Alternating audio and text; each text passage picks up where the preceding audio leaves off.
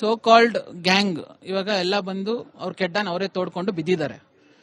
ಇದೇ same ಪ್ರೊಪಗಂಡಾನ nationalistic ಅಲ್ಲಿ ಮೋದಿ ಅವರಿಗೆ ವೈಯಕ್ತಿಕವಾಗಿ ಅವರ ತಾಯಿಗೆ ಸೇಮ್ ಇಲ್ಲಿ ಧರ್ಮ ವೀರೇಂದ್ರ ಹೆಗಡೆ ಅವ್ರಿಗೆ ಹೆಂಗೆ ಮಾಡಿದ್ರು ಅಲ್ಲೂ ಅದೇ ತರ ಮಾಡ್ತಿದ್ದಾರೆ. The same concept is been repeated there also. ಇದ್ರ ಬಗ್ಗೆ ನಿಮ್ಮ ಒಂದು ಅನಿಸಿಕೆ? 100% ನೀವು ಹೇಳಿರೋದು ಸರಿ ಇದೆ. ಇವ್ರ ಅಜೆಂಡಾನೇ ಹೀಗಿರುವಂತದ್ದು.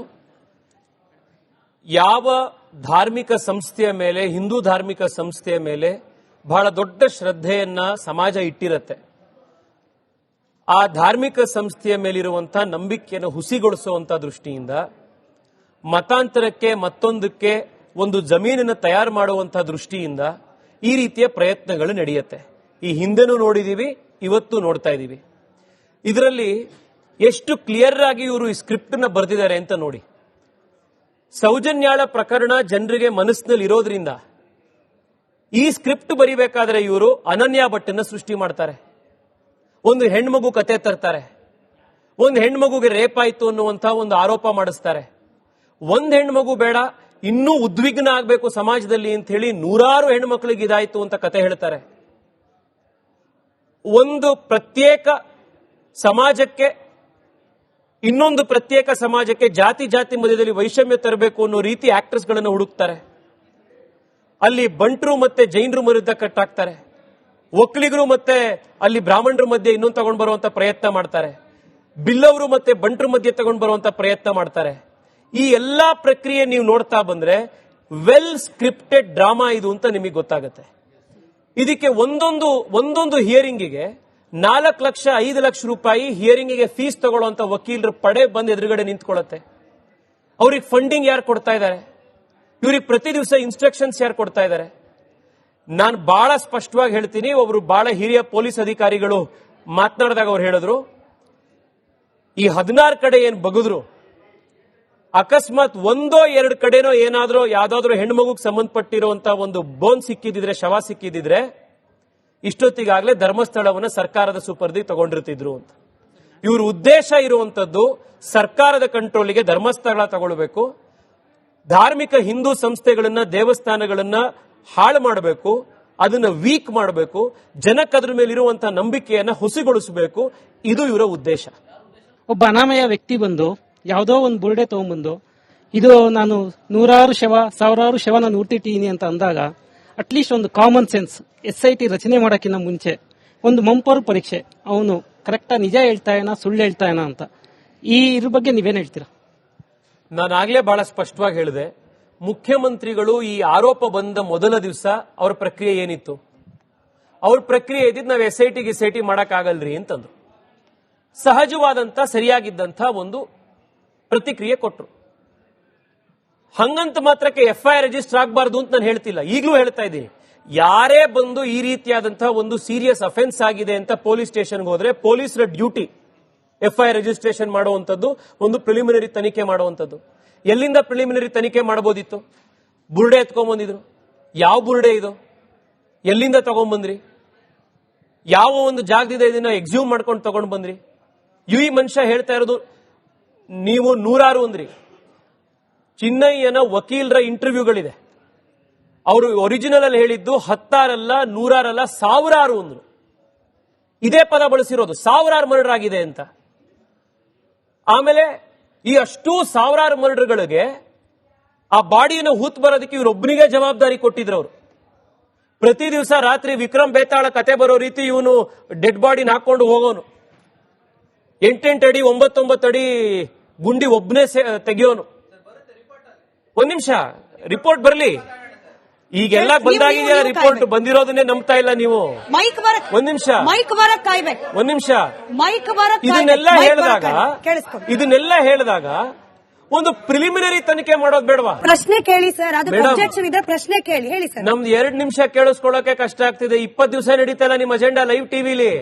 ಪ್ರತಿ ದಿವಸ ಬಗದ್ರಲ್ಲ, ಅಲ್ಲಿ ಬಗೀರಿ ಇನ್ನೊಂದ್ ಕಡೆ ಬಗೀರಿ, ದಿನ ಬಗದ್ರಲ್ಲ ಸರ್. ಹೌದು ಏನ್ ಸಿಕ್ತು ಸರ್? ಖಂಡಿತ ಪಾರ್ಟ್ ಆಫ್ SITಯ ತನಿಖೆಯ ಒಂದು ಭಾಗ ಅದು.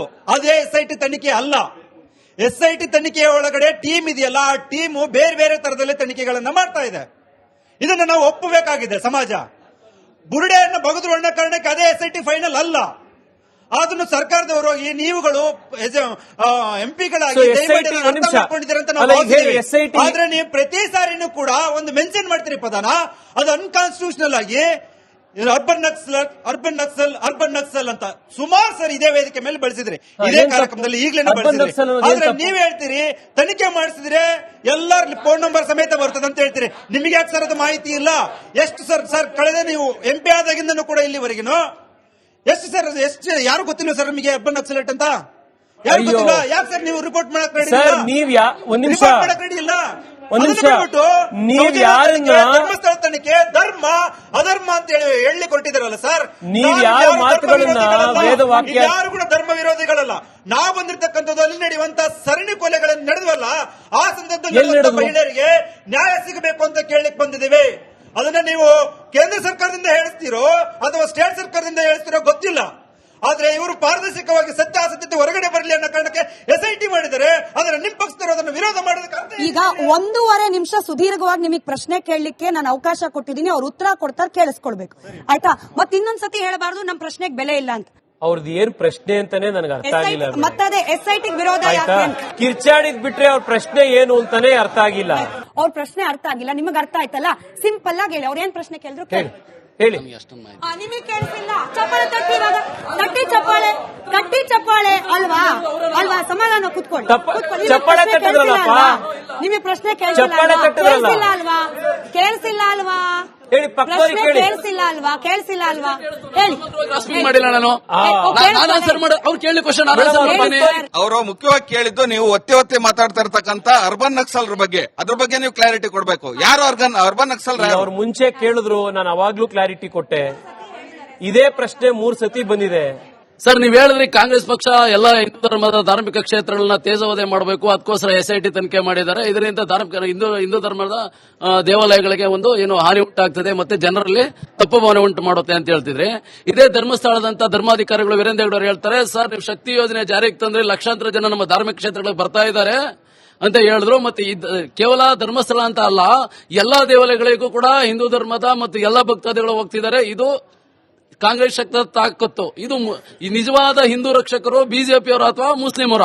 ನೀವು ಬಿಜೆಪಿ ಸರ್ಕಾರದ ಸಂದರ್ಭದಲ್ಲಿ ನೀವು ಬಾಣಂತಿ ಮಹಿಳೆಯರ ಮಕ್ಕಳಿಗೆ ಹಾಲುಣಿಸುವಂತ ಒಂದು ಕೇಂದ್ರ ಮಾಡಲಿಲ್ಲ. ನೀವು ಯೋಗ್ಯತೆಗೆ ನೀವು ಹಿಂದೂ ಧರ್ಮದ ರಕ್ಷಣೆ ಮಾಡ್ತೀವಿ ಬಗ್ಗೆ ಗಮನ ಇರಲಿ ಸರ್. ಅದನ್ನೇ ಕೇಳ್ತಿರೋದು. ಯೋಗ್ಯತೆ ಅವೆಲ್ಲ ಪದ, ಹೌದು.